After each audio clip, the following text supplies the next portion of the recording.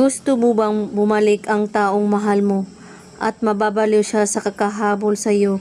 Gawin mo ito para babalikan kanya kaagad at para maayos ang inyong relasyon at magmamahalan kayo ulit.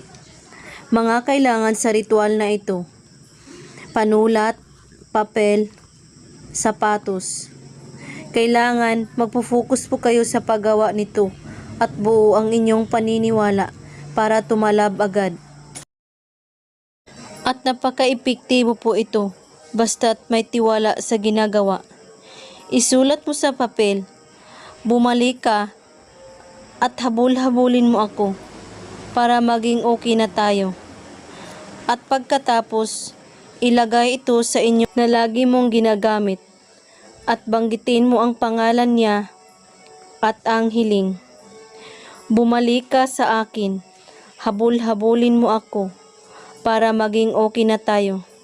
7 times mo ito babanggitin at pagkatapos, kunin mo ang papel at tupiin ito ng maliit at ilagay mo ulit sa iyong sapatos at hayaan mo lang doon hanggat tumatalab na ang inyong ginagawang ritual.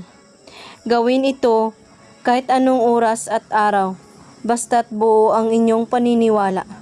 At kung may katanungan po kayo, ay magko-comment lang po sa ibaba. Maraming salamat sa panonood. God bless us all.